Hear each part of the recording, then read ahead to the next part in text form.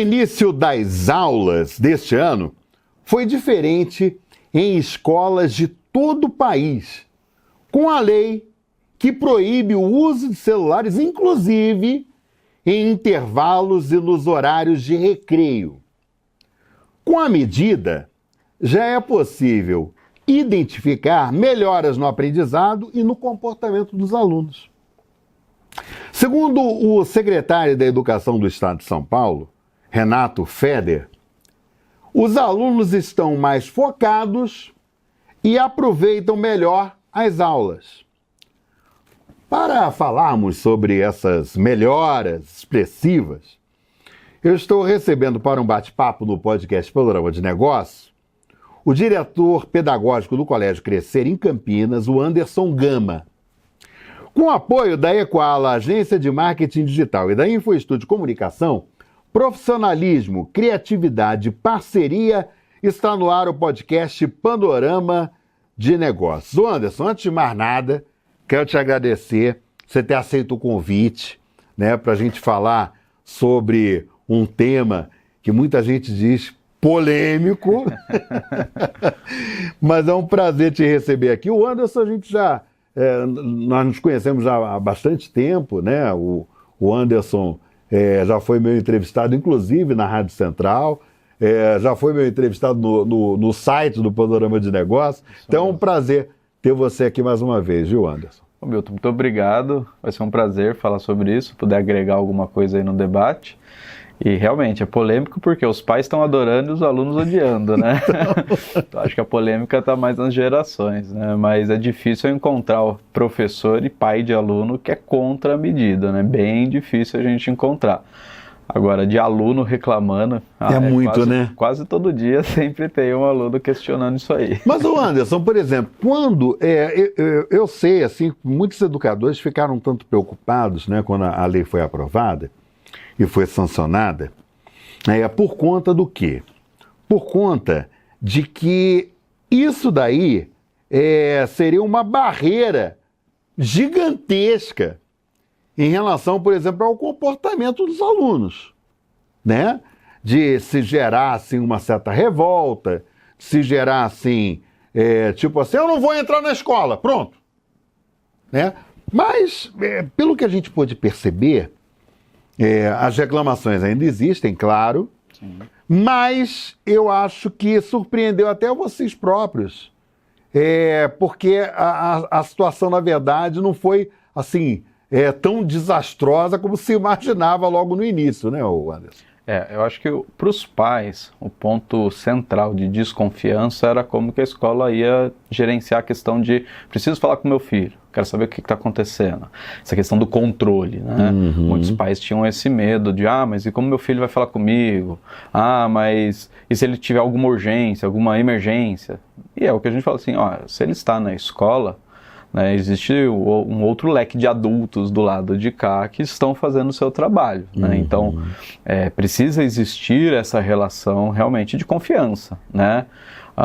E às vezes o que é urgente para o aluno não é uma urgência imediata, né? Para o aluno aquilo é mais importante, mas é porque ele está fechado naquela ideia de que ele precisa ter acesso a alguma coisa que às vezes quando você vai olhar com mais calma não era tão urgente, é que ele estava muito emocionado talvez ali naquele momento, né? Então às vezes, o professor deu uma bronca, o aluno vai querer se proteger, querendo trazer a versão mais rápido possível para a família de como que ele viu os fatos, né? Então tinha um pouco desse receio, né? Casos muito, muito graves, né? Então, existem, e a lei permite algumas exceções, né? Uhum. Por exemplo, eu tenho uma aluna de 5 anos que ela precisa fazer controle de glicemia o tempo todo, né? Eu ia te perguntar justamente sobre isso, né?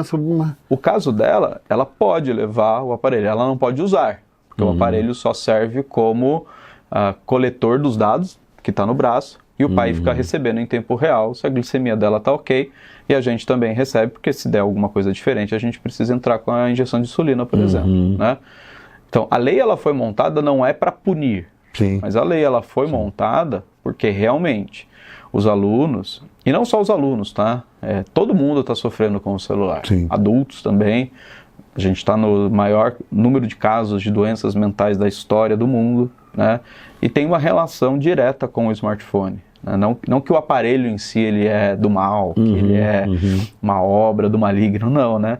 Mas é o tempo que as pessoas ficam dependentes do uso, né? Ele fica dependente do uso e ele fica frenético na questão do entretenimento full time. Sim. Né? Então, hoje, você vai para qualquer lugar, né? Qualquer lugar. Está num ponto de ônibus, o pessoal está lá com o celular. Você vai numa consulta médica, o pessoal está esperando. Você vai em qualquer coisa, num intervalo de jogo, o cara está lá com o celular. Então, parece que as pessoas estão com essa dificuldade de ter nem que seja 2 minutos de pausa. E aí nisso, ou é uma rede social, ou é uma série, ou é comentando alguma coisa, é sempre recebendo e agindo com a informação. Né? E isso faz com que a gente não tenha um tempo de descanso, a gente não tenha um tédio, e principalmente no processo educativo, por que isso é muito maléfico? Porque o que é o aprender? Você recebe informações. Sim. E seu cérebro vai organizar essas informações. Queria eu que do jeito que eu explico algo para um aluno, já fosse já pronto com a organização. Não, cada um tem que fazer essa organização.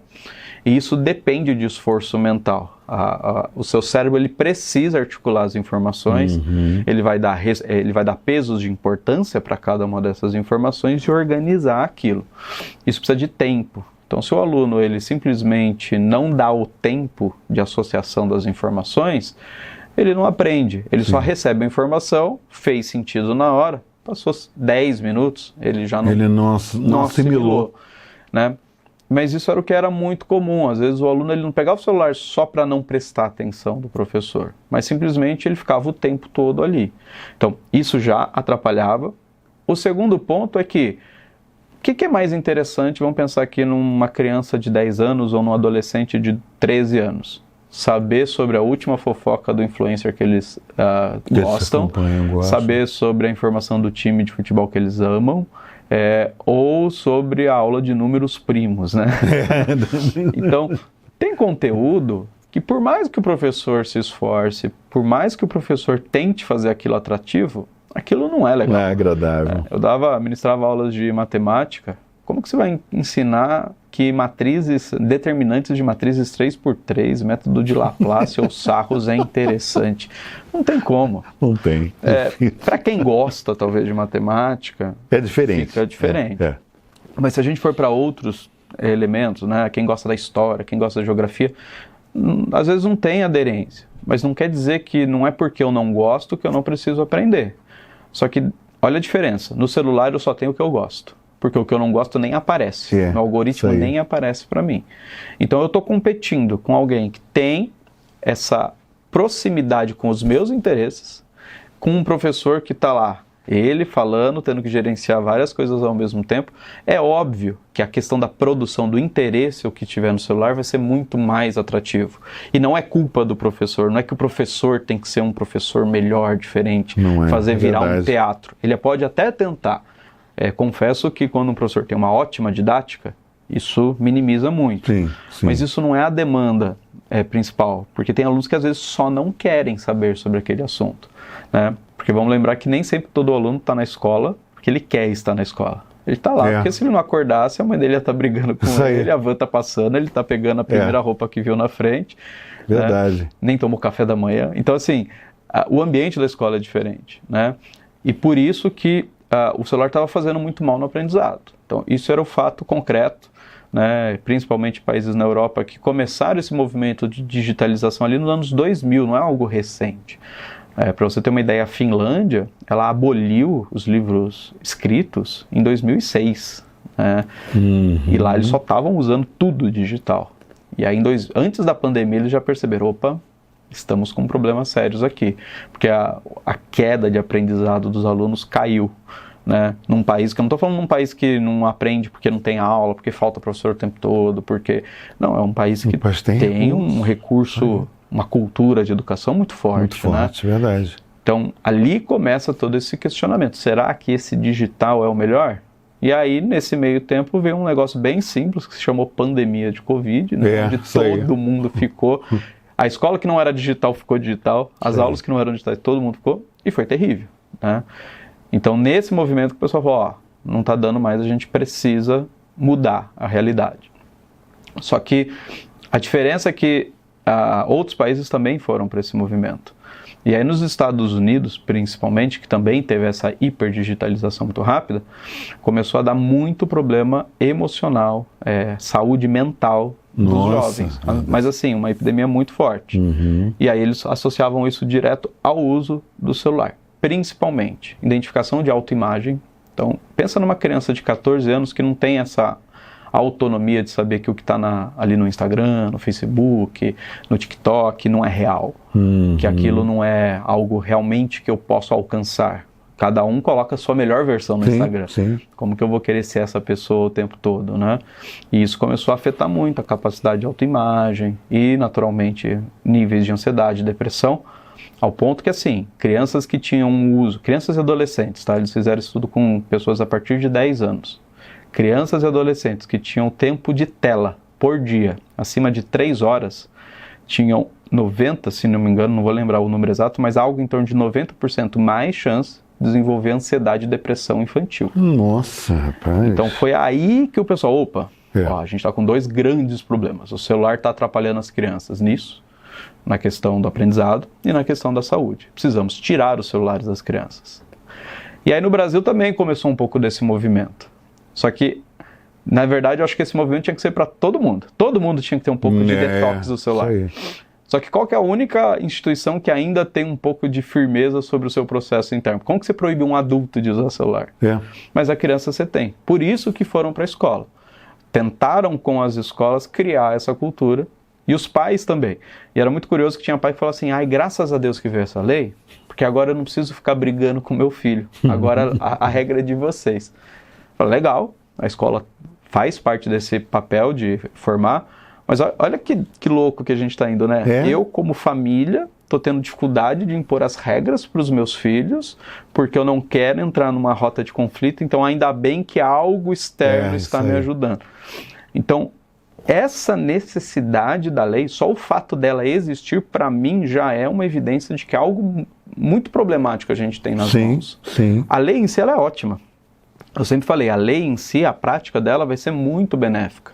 Só que se a gente ficar só nesse debate de, tira o celular das crianças, eles estão aprendendo mais, né? A gente não vê os reais problemas que estão acontecendo com as crianças, que é o fato deles não terem opinião, é o fato deles não terem um posicionamento do que é importante para eles, né? E de repente se deixarem influenciar por aquilo que elas veem e de repente até podem considerar como uma verdade absoluta, não que ela seja, né? Por conta de estar ali, no celular, na tela do celular. E uma criança é muito mais fácil de você convencer, porque ela não tem essa maturidade, porque não é esperado maturidade de adolescentes. Né? E você vê, Anderson, por exemplo, até esses desafios, né, que se faz na internet, né? A que ponto, por exemplo, isso daqui, né, influencia as pessoas a ponto de alguém chegar e dizer para a pessoa o seguinte, não, olha, você corta o seu pulso ou corte o seu braço, porque o desafio é você cortar o seu braço. E você chegar e você sentir a dor, mas achar aquilo ali extremamente normal e você se fere. Quer dizer, a que ponto, aí que a gente vê realmente a que ponto, ao nível que se chega, essa questão mental. Você sabe, conversando com amigos, nós estávamos falando sobre essa questão do adulto. O adulto vai num show, o adulto vai numa partida de futebol, aí o cara pensa assim, eu vou filmar o jogo para assistir depois. Porque eu vou colocar nas redes sociais. Entendeu? Eu tô aqui no Maracanã, o Flamengo tá jogando com o Fluminense e eu vou filmar. Aí, gente, tem um sério problema, porque a partir do momento que você está filmando, você deixa de ter atenção e de repente passa despercebido uma jogada importante que o jogador do teu time está fazendo, e você perde isso estando presente ao estádio. Ou, mais, né? Você está num show, aí você está lá filmando o show para mostrar para as pessoas aquele show que você... Ah, olha só, eu estou aqui, viu? Eu estou presente no show do fulano, sabe? E de repente as pessoas perdem detalhes que são importantes. Quer dizer, então se você for parar para pensar, né, é uma coisa que afeta os jovens, afeta as crianças, afeta, mas afeta também muitos adultos também por conta de uma situação dessa. São situações simples, mas que acontecem. A gente chama isso da espetacularização da vida, né? É como se o que você vive não é o importante, mas o que você demonstra e o que você exibe né? E às vezes até por uma identidade pessoal, né? Eu vi recentemente os extremos. Eu gosto de entender os extremos, que se os extremos existem, a gente já tem alguns alertas de problemas que a gente está vivendo. Hoje tem gente no Instagram que te vende stories para fingir que você foi num show tal, para fingir que você foi numa final tal. Né? É todo mundo não, eu estou falando só do extremo, sim. Mas se existe isso, é porque hoje o que a gente faz, né? A gente quer não só ter as vivências, a gente não quer ter as nossas memórias, a gente quer parecer legal, a gente quer parecer algo, e a rede social ela cria, né, esse ambiente. O que você falou dos desafios, né, que hoje é um grande problema, é um dos grandes ataques à saúde infantil hoje, são esses desafios de internet. A gente tem uma taxa de mortalidade altíssima e de traumas reais em crianças e adolescentes acontecendo. E por que essas crianças se submetem? Ou porque elas têm algo a esconder, né? Às vezes por ter usado errado o celular ou navegado em sites não adequados, às vezes muito envolvido com a pornografia, que é um problema sério, seríssimo, né? Onde a rede social não faz esse filtro, não sabe que quem está usando é uma criança de 12 anos e expõe ela. Ou às vezes não é isso, a qualquer outro assunto, e como não existe essa troca entre... essa comunicação dos filhos e dos pais hoje está muito deteriorada, as pessoas do outro lado querem, através desse extremo, transformar para o real algo que seria só fictício. Né? Eu lembro que 12 anos atrás a gente assistia, foi um marco assim, no cinema, aquele filme dos Jogos Mortais. Todo mundo sabendo que aquilo era um filme. O que hoje tentam se fazer? Tentam trazer isso para a realidade e fazer com que isso seja real. E acontece hoje desastres absurdos. Por quê?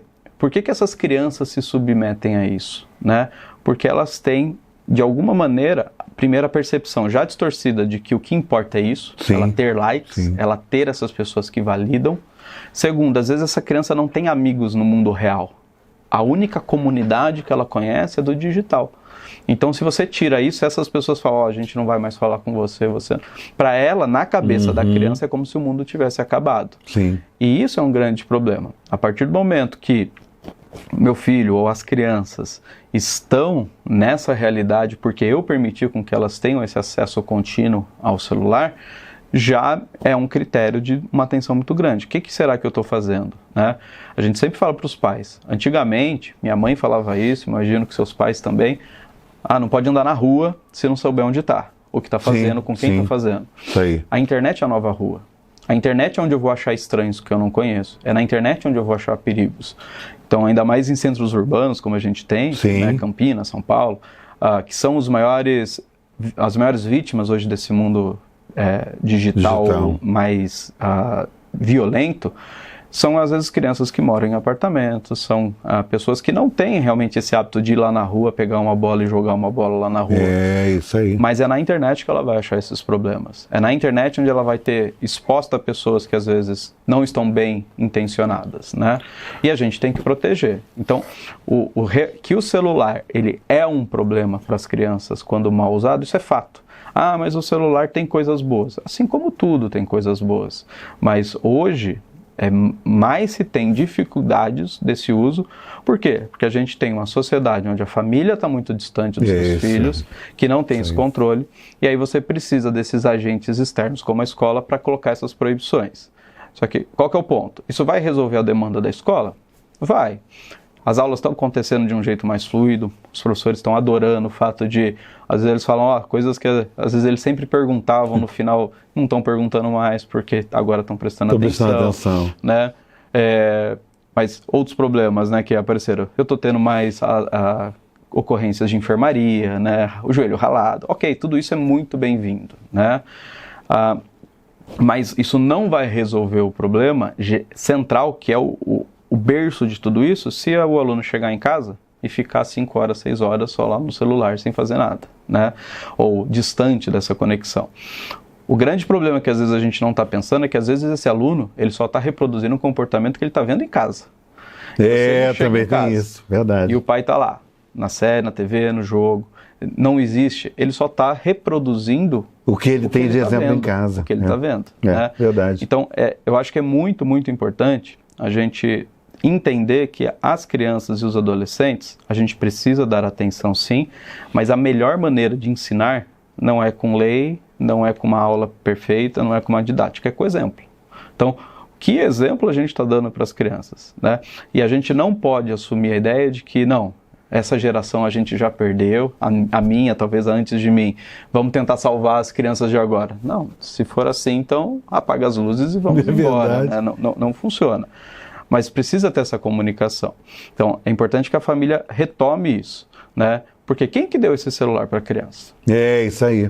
Será que não foi o pai ou a mãe que com 9 anos já deu o celular? Não, e às vezes e às vezes até naquela situação, né, de você poder controlar o seu filho, na verdade, esse controle acabou se transformando, infelizmente, numa arma. Exatamente. Né? Porque, na verdade, controle coisa nenhuma. Você está entregando para o seu filho algo que, se não for bem utilizado, pode trazer sérios problemas. Anderson, eu vou te fazer uma pergunta. Você lembra de pique-pega? Lembro. Pega-pega, eu chamava. Pega-pega, né? Estátua, lembra? Estátua. Você lembra de pique-esconde? Pique-esconde. Você lembra de ping-pong? Ping-pong jogava também. Rapaz, que saudade desse tempo, né? E eu acho, por exemplo, que com esse mercado digital, as pessoas perderam um pouco, né, essas brincadeiras que eram tão saudáveis. Mas aí eu pergunto para você, e eu acho que você vai me trazer algumas informações importantes e curiosas. O fato, por exemplo, de não usar o celular na escola, no momento de intervalo, no momento do recreio, é verdade que algumas brincadeiras assim foram retomadas, assim, o ping-pong, por exemplo, o jogo do ping-pong? Pra você ter uma ideia, lá no colégio, o Conselho Estudantil comprou uma que legal. Que tinha quebrado, enfim, e eles jogam, tem lá à disposição. O baralho, principalmente Uno, né? Porque o baralho, assim, aí dependendo do tipo de baralho, tem lugar que considera como jogo de azar, daí não pode na escola, né? Puxa, como que faz? Mas o Uno acho que é mais socialmente bem aceito, né, para crianças, né? Então tem sido muito comum. Xadrez eles voltaram a jogar, né? Eu acho que tudo isso é muito válido, né? Eu vi isso... O xadrez, inclusive, é fantástico, né? Porque trabalha muito com raciocínio. Eu sou suspeito porque eu adoro xadrez. Eu adoro também. Eu jogava quando criança, participava de competição, então... Mas tem gente que não gosta, acha que é só pra gente inteligente e é bobagem. Bobagem, não tem nada a ver. Outro, mas que realmente você trabalha ali de raciocínio, né? Estratégia, né? É muito estratégico. Mas eu lembro na minha época de estudante, que a gente tentava também, tinha todos esses artifícios, correr, né? Enfim. Mas também tinha um dia que a gente ficava olhando para a nuvem, tentando adivinhar o que achava que formava ali, né? Eu acho que esse é o principal, a principal característica, que é o desafio dessa geração hiperconectada, e aí eu não falando só das crianças, estou falando de todo mundo que fica pelo menos mais de 2 horas na tela todos os dias, e 2 horas... Eu acho que eu não acho uma pessoa hoje na rua que não fica pelo menos 2 horas no celular. Com certeza, concordo com você. Que é essa questão de saber lidar com o tédio. Então, esse movimento dos alunos tentarem trazer jogos, e eu acho que é super válido, né? Eu acho que é legal, isso traz uma interação, uma sociabilidade legal, mas se não puder, na minha escola não podia baralho, né? Era super rígido isso. Aqui hoje a gente flexibilizou para não vou ficar colocando tanta punição, vamos abrir aspas assim, para o aluno. Mas vai chegar uma hora que provavelmente as escolas também vão cortar isso. E qual que é o problema? Não é problema nenhum. Mas o aluno tem que estar entretido. Não. O ser humano não foi feito para estar entretido o tempo todo. Eu acho que esse é o grande ponto que a gente precisa dar 3, 4 passos para trás e refletir. O que a gente quer como sociedade, como cidadãos, como formação? Uma pessoa que está sempre, o tempo todo, se não está jogando baralho, está conversando, se não está conversando, está aprendendo, se não está aprendendo, está jogando, se não está jogando. Em que horas que a gente respira? Tem que estar ocupada de alguma forma, e não necessariamente, né? E aí você tem tantos estudos sociais que mostram que a percepção de felicidade, a percepção de vida, normalmente está nessas pausas de reflexão. Tem um estudo muito interessante que fala que a quantidade de pensadores e filósofos sobre o escopo da ética e da moral nunca foi tão baixo. Sim. Por quê? Na Grécia Antiga não tinha o que ser feito do que ficar olhando para as estrelas ou para a vida e tentando achar uma explicação das coisas. Hoje, se eu quero explicação de alguma coisa, eu pego aqui, ok, Google ou Gemini. E vem a resposta imediata. Então, às vezes a gente, com essa hipertecnologia, a gente está esquecendo de fazer perguntas sobre o porquê das coisas, e isso só vem às vezes tem um livro antigo que chama O Ócio Produtivo, né? É aquele momento de você poder sair e ter uma ideia que não é que você planejou ter aquela ideia, é no momento que você não está pensando na solução, aí que às vezes vem a solução. Isso às vezes acontece, ou você é acordado, ou às vezes até dormindo, mas até o nosso sono está extremamente influenciado por conta do uso das telas e todos os outros problemas. Então, eu acho que é importante a gente retomar um pouquinho isso. A gente está desenvolvendo nossas crianças, a nós mesmos, a saber ficar 10 minutos sem fazer absolutamente nada.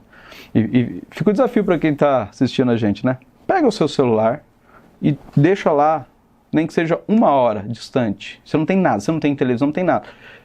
Tem gente que passa mal. Tem gente que hoje está levando o celular para tomar banho. Tem gente que hoje não consegue ir fazer necessidades no banheiro sem estar com o celular. Verdade. Né? E se der um carregador, o cara fica 4 horas lá. Então, impressionante, né? Isso que eu falo que a gente precisa repensar, né? E esse debate do celular nas escolas, ele é só uma ponta desse iceberg, né? Para as crianças, seria legal, então, a gente criar essas maneiras de interação, de entretenimento? Ok, eu acho que é uma maneira de acolhê-los. Mas vai ter ponto de equilíbrio, né? Mas vai ter hora que também, gente, a gente está aqui para ensinar justamente isso, de que tem hora que você não está aqui para ser entretido o tempo todo. Escola, ela não é ambiente de entretenimento. Escola é espaço de aprendizado e de desenvolvimento humano. E às vezes a escola precisa fazer esse trabalho difícil, né? Só que qual que é o grande ponto? Que eu acho que isso que a gente precisa refletir. 15 anos atrás, 20 anos atrás, a escola, alguém seguia uma linha, as famílias acompanhavam. Hoje, qualquer coisa que a gente fale, já tem a pessoa para dizer que está errado, que não é assim. Então, a escola não tem mais a autonomia de exercer seu papel de escola. Mas é curioso que quando a coisa aperta, a escola é a primeira instituição procurada para resolver as coisas. Então, acho que a gente precisa realmente, como pais, como adultos, pensar o que a gente realmente quer para os nossos filhos, o que a gente quer para a gente, para as nossas famílias, né? Fato é que essa cena de todo mundo chegar ali no restaurante, cada um ficar no seu celular, é extremamente desagradável. Mas às vezes a gente faz só para a criança ficar quieta. Gente, espera lá. Então, se eu não estou disposto a enfrentar os desafios que é educar uma criança, por que eu pensei em ter uma criança? Isso aí. Por que eu quero valorizar? Isso aí. Então parece que a gente quer a criança só no que é bonitinho, só que não é fofinho. Mas esse trabalho ele é muito do ponto de vista da responsabilidade, as pessoas meio que estão se isentando porque disso, dá trabalho, esse é o ponto, dá trabalho, às vezes é incômodo, às vezes é super difícil. Esses dias meu filho, assim, tem 3 anos o mais novo, e se jogou no chão, que eu falei, meu Deus do céu, o que eu faço aqui? Não dá para eu me teletransportar e parar de ter essa vergonha, mas não, faz parte, né? Então, também faz parte do aprendizado. Mas, com certeza, se eu só pegasse o celular e desse ali, porque ele estava chorando por causa disso, né? Ele queria. Então, às vezes, a gente tem que enfrentar.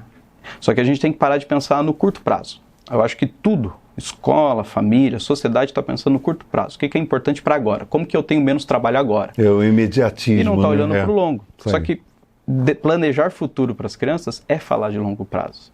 Então a gente precisa, porque às vezes não dá para cumprir os dois. E como que a gente resolve isso? Não é uma resposta fácil, mas eu acho que as famílias dando validação das ações, voltando a ter o diálogo. Hoje, e o Brasil está vivendo isso em tudo, né? Sim, tudo é jurídico, tudo é, meus direitos, Peraí, gente, onde que o bom senso sumiu? De repente as pessoas deixaram isso de lado, né, Anderson? E acho que na pandemia foi muito isso, porque a gente, na pandemia, todo mundo, salve-se quem puder. Então, esse sentimento de individualismo, ele veio muito forte. E o isolamento, né, tudo proporcionou. Exato. Agora, Anderson, veja bem, a gente já está quase encerrando já o panorama de negócios, mas eu vou fazer um questionamento com você, para a gente finalizar, que eu acho importante. E aí eu quero ver a sua avaliação sob o ponto de vista da pedagogia. A gente fala, por exemplo, desse mercado digital, né? A gente foi importante essa lei, sob o ponto de vista das crianças dentro da escola, né? De focar a atenção ou ter uma visão diferenciada em relação ao processo de aprendizado que estava se perdendo.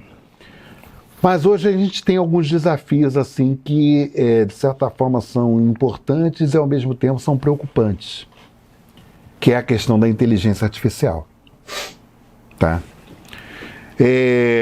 Muitas escolas se modernizaram, lançaram a lousa digital, adquiriram tablets para que os alunos pudessem utilizar os tablets durante o aprendizado. Aí veio essa lei, quer dizer, eu acho que isso mudou um pouco essa configuração, por exemplo, de aula, utilizando o tablet por conta dessa lei. Uhum. Então, nessa linha geral, né, que eu estou te passando agora, qual a sua visão em relação a isso? Tá. Primeiro assim, se a escola quiser usar os elementos digitais, ela pode. A lei não proibiu o uso. Ela proibiu o uso sem fiscalização. Uhum. Então, vou te dar um exemplo. Lá no Crescer eu tenho uma disciplina chamada Pensamento Computacional. Uhum. Alunos do 6º ao 9º ano, 2 aulas por semana. O foco é aprender a usar computador, usar inteligência artificial, usar Canva, usar Google Apresentações, Docs, planilhas, saber fazer um modelo 3D, tudo. Uhum. O foco é aprendizado digital. O que a gente fez? Já fazia dessa maneira, né? Mas a gente pode fazer. Quem fornece o computador sou eu. Tá sobre um controle ali de acesso, então não é que proibiu o uso. Agora, realmente, escolas que às vezes não investiram no hardware e dependiam do hardware do aluno para fazer a atividade, eu fazia perguntas e quizzes e usava o celular do aluno. Uhum. Para essas atividades, realmente, essas escolas vão ter um pouco mais de dificuldade, porque como que você fiscaliza o uso? Sim, né? Sim. Mas é importante dizer que a lei não vem para uma ideia de não ter tecnologia. Isso é legal, né? Até para fixar isso bem, porque às vezes as pessoas chegam naquela, né? Caramba, foi algo retrógrado? Não. É realmente o uso ali no dia a dia. Agora, o que é importante, assim, a questão da inteligência artificial, ela vai acontecer, queira a gente sim, queira a gente não. Isso é fato. Quem vai se dar melhor é quem dominar ela primeiro, né? Então, a gente entende lá que ela não é um competidor, né? Na verdade, ela é um desafiador muito maior. Eu falo assim, hoje eu me questiono muito se as avaliações tradicionais elas são efetivas, porque um aluno, uma lição de casa ele faz com a inteligência artificial. Sim. Então, será que a gente não vai ter que evoluir para esse aluno realmente saber as coisas e mostrar que ele sabe? Então, a gente tem investido muito em ideias de seminários, de que não tem como ficar burlando saber a resposta, né? Porque senão o aluno vai pensar, não, tem que saber que senão lá no vestibular você não dá conta de fazer sozinho. Tá, mas e o aluno que não quer prestar vestibular? Já desmonta toda essa teoria. Sim. Então, se a gente não fizer as coisas porque a gente quer e entende a importância, a inteligência artificial vai desmontar toda essa fantasia que a gente cria de só fingir que sabe alguma coisa. Então, eu acho que a IA, ela vai sim mexer no ambiente das escolas e nos currículos, principalmente sobre essa questão da necessidade. Porque daí eu só aprendo o que eu preciso. Então, o que a gente realmente precisa, né? E aí a gente vai conseguir fazer coisas muito maiores, né? Então eu vejo a IA como uma aliada, mas para a pessoa que quer fazer. E essa parte da energia, da vontade, e que envolve essa questão da moral, da ética, do quem eu me entendo, dessa identidade pessoal, esse fortalecimento de quem eu sou como ser humano e o que eu faço, aí a IA vem como uma potência. Agora, se eu me acostumar a ser só uma pessoa, mais um, que não cria nada, que não produz nada, eu só estou ali para apertar botão, isso vai ser substituído, né? Então a gente vai viver sim uma crise no mundo do trabalho muito grande. E aí a gente precisa sim preparar essas crianças para isso, né? Na minha época, na sua, quem tinha a Barça, né? É verdade. Era o rei da escola. Hoje, eu me lembro de uma enciclopédia chamada Universo. Meu filho... Barça, hoje o meu filho, ele já, pai, me empresta o celular para eu perguntar pro Gemini, ou Alexa, tal coisa, ou o ChatGPT, e eu incentivo, sim, meus filhos a usar a ferramenta, saber que existe. Mas uma coisa que eu sempre faço... Mas usando raciocínio, e eu tô ali do lado. Isso aí. Eu estou ali do lado. A gente tem que saber. Eu não deixava, minha mãe não deixava a Barça sozinha para mim, porque sabia que às vezes tinha assuntos ali que não eram apropriados para a minha idade, não tinha como filtrar. A mesma coisa na internet. Então, independente da ferramenta. Então, acho que tem coisas sim que vão mudar e tem coisas que não podem mudar. Né? Que a gente falava antes, né, fora do ar, de que essas coisas atemporais, ética, moral, isso é atemporal. Então, a gente precisa se fortalecer no que é atemporal. Eu não vou ficar ensinando meu filho a datilografar em pleno 2025, não faz mais sentido. Tinha gente que fazia faculdade de curso, fazia formatura, né? Então, não faz sentido a gente continuar se apegando ao que vai mudar. Então, a gente tem que retomar o que não vai mudar. O que não vai mudar? O pensamento científico, as ciências básicas, matemática, física, química, biologia, a história, a geografia, né? Se bem que a história muda sempre, mas o que já aconteceu não vai mudar, né? A lógica, o pensamento, a escrita, a estrutura, o pensamento, mas também a moral, a ética, o porquê a gente faz as coisas. Se a gente não voltar para essa essência, aí a gente só vai ter mais um formado. E na época de IA, o que eu acho que a IA vai fazer com a humanidade é que a IA não aceita pessoas medíocres. A IA não aceita pessoas medíocres. Então a gente precisa estar atento a isso. Será que eu estou acomodado como ser humano? O que eu estou trazendo de bom para o ser humano? Não só conhecimento, mas também de atitudes. E aí a gente vai ter um momento até com potencial de desenvolvimento. Mas até lá vai ter muita gente que vai ter dificuldade para isso. Professor Anderson Gama, um prazer mais uma vez. Obrigado. Conversar contigo. A gente sempre que tem a oportunidade de conversar, a gente sempre traz algum tema, algum assunto bem interessante, né? E essa questão do celular é uma coisa flagrante, né? Uma coisa que está, inclusive, dando resultados positivos, vamos dizer assim, né? E eu te agradeço muito ter aceito o convite mais uma vez, viu? Obrigado. Eu que agradeço, sempre um prazer. Adoro falar de educação, acho que precisa de mais espaço para falar de educação. Então, estou sempre à disposição aí. Muito obrigado mesmo, foi um papo ótimo aqui. E olha, você veja e reveja quantas vezes você quiser no site do Panorama de Negócios no YouTube. Não esqueça também, né, do site com notícias de economia, de negócios, que é o www.panoramadenegócios.com.br. Até o próximo episódio.